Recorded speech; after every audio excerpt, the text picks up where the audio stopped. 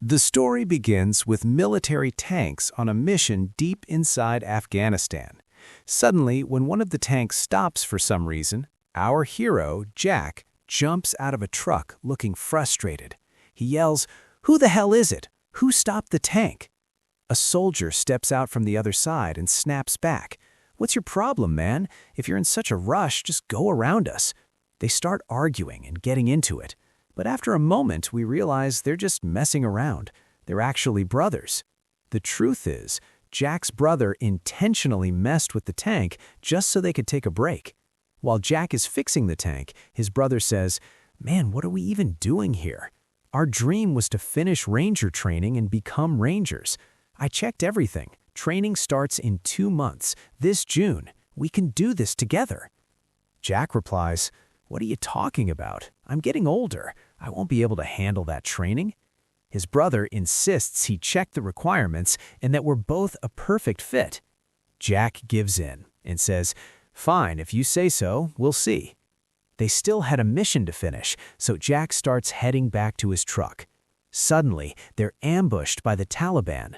One by one, their tanks are blown up. Many soldiers are killed, and Jack gets injured. When he finally wakes up, the first thing he does is look for his brother.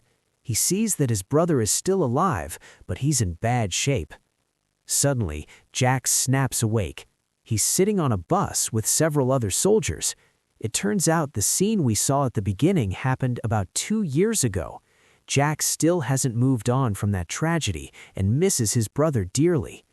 We learn Jack has come to Colorado to complete the ranger training. Even though his brother is gone, Jack is determined to fulfill the promise he made and complete their dream alone. Soldiers from all different cities have gathered here to become rangers. The captain informs everyone, "You only have 4 weeks. In these 4 weeks, you have to prove yourself and complete the training. In the final week, you must complete a mission and cross the finish line.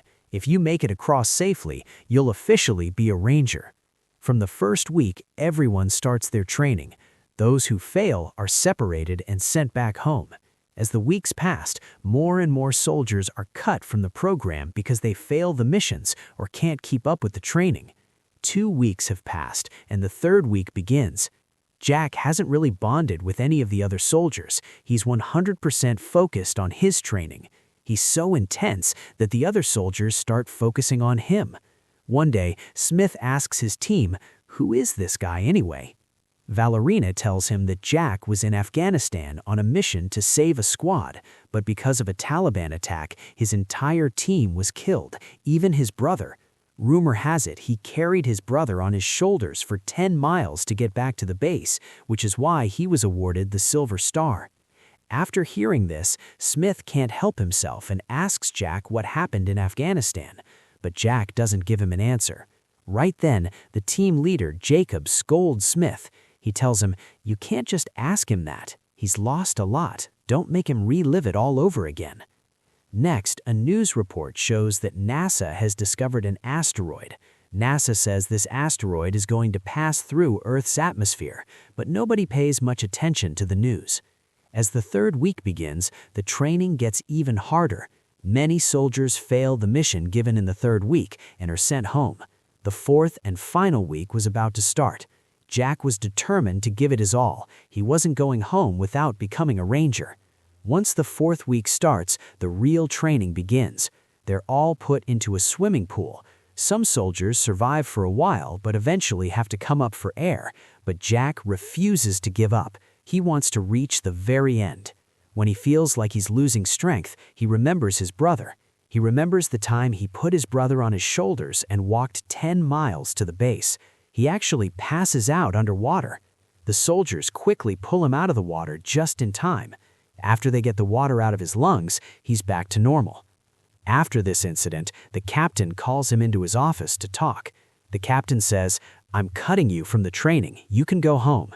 Jack gets upset and asks, "What was my mistake? I did everything right and completed every mission perfectly."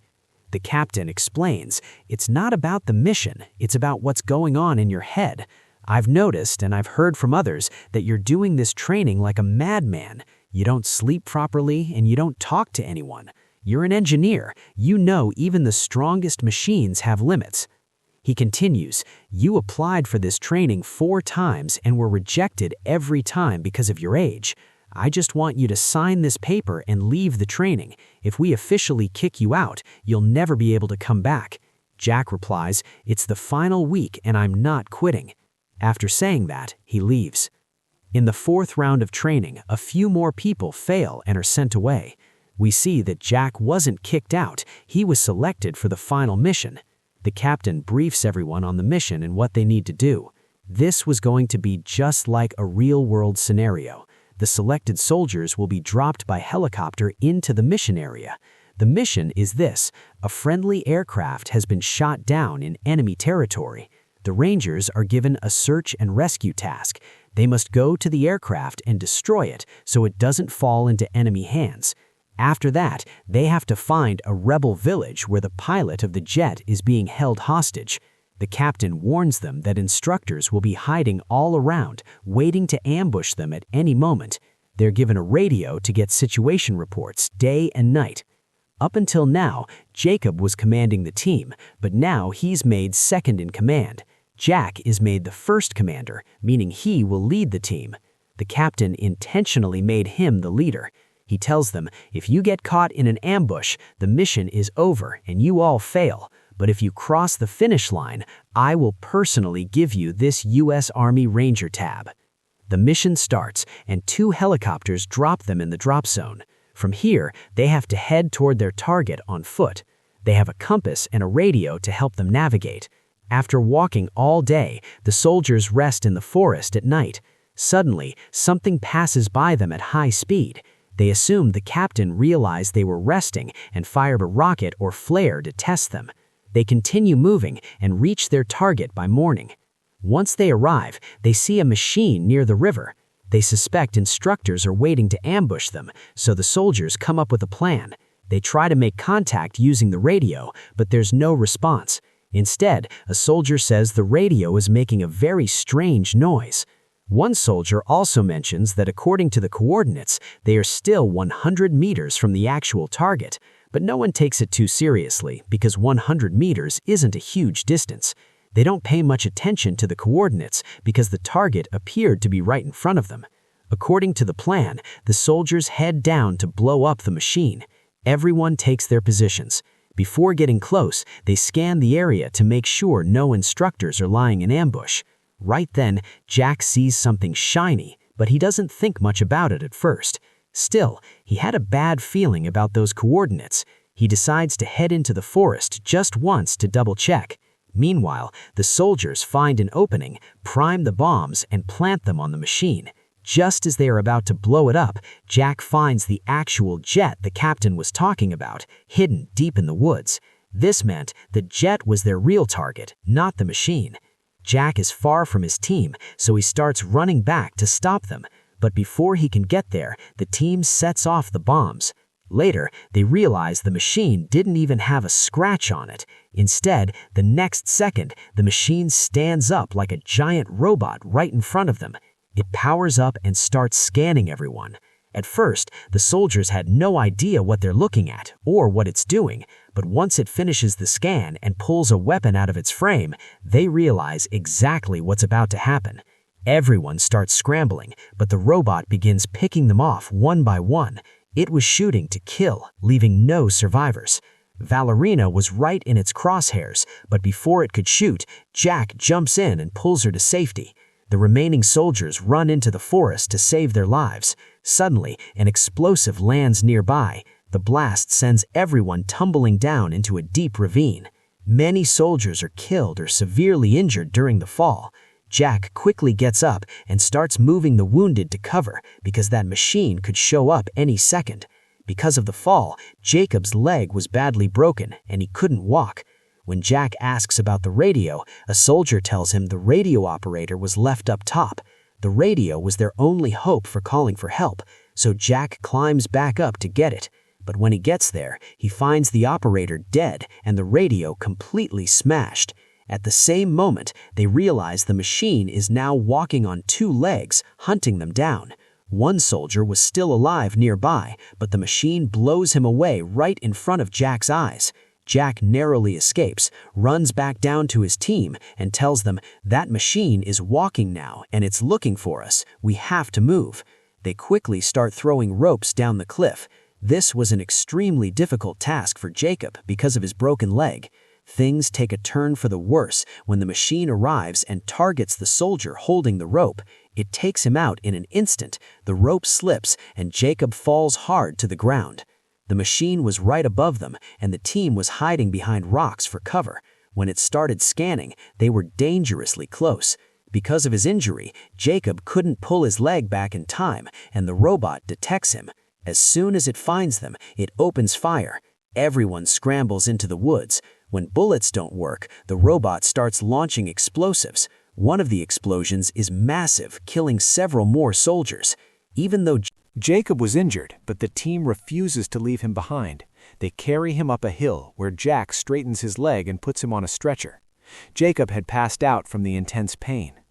Jack tells the remaining team, "That machine wasn't our target. Our target was a jet crashed in the woods.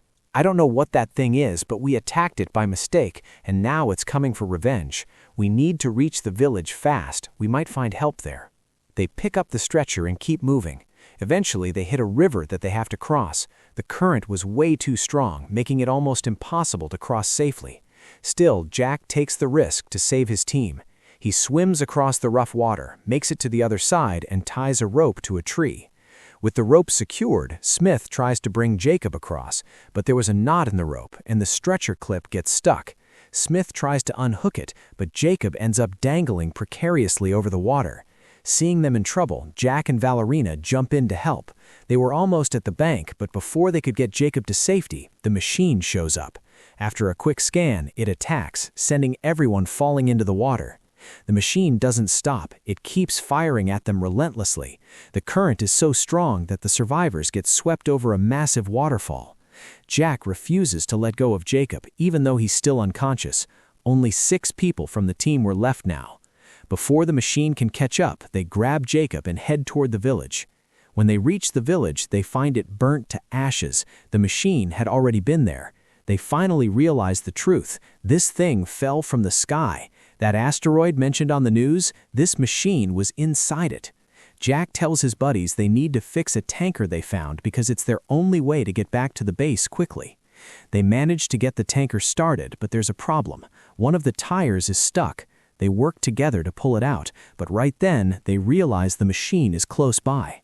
As they prepare to leave, Smith goes back to grab some live ammo to fight the robot. While he's grabbing the boxes, the machine arrives. He runs for the tanker as fast as he can, but the machine attacks, killing him on the spot. Jack falls into the tanker with the ammo box, and Valerina slams the gas to speed away.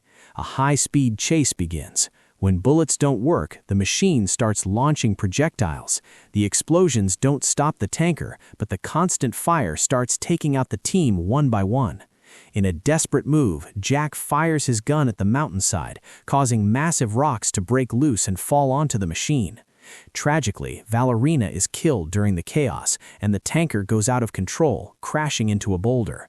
When Jack finally regains consciousness, he realizes his entire team is gone. Only he and Jacob are left, and Jacob is still unconscious. The falling rocks didn't do much to the robot. He was still standing right there. Jack quietly grabs Jacob and tries to move away. Because of the heavy rain and mud, he struggles to carry Jacob uphill, slipping and falling back down repeatedly. Just then, Jacob wakes up. He thanks Jack for saving him and says, "Every machine has a weakness, and this thing has to have one too."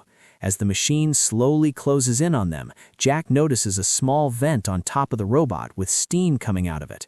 After seeing that, Jack gets an idea. He realizes exactly how to take this thing down.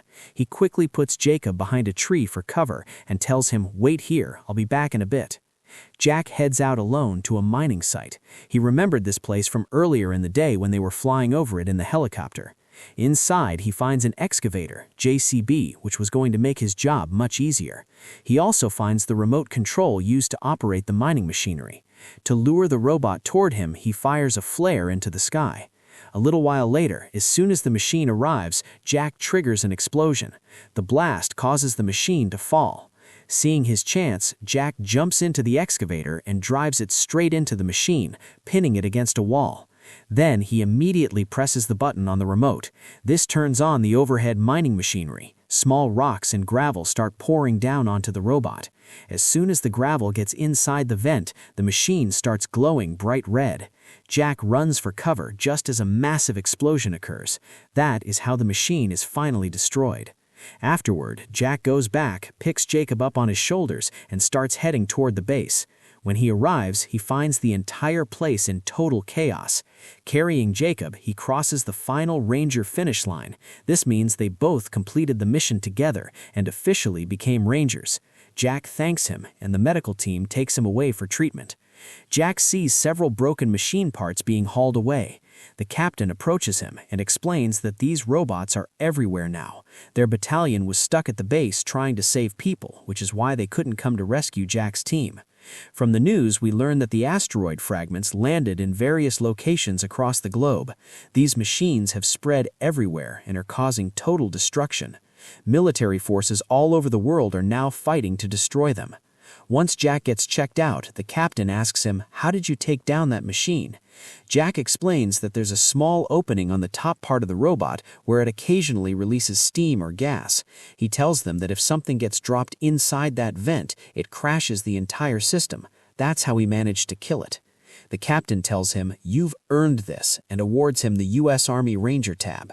He tells him, "You're a Ranger now. You need to lead a team and head out to destroy those machines." Jack stands before his new team, gives them a motivational speech, and sets out on the mission. And with that, friends, the story ends here.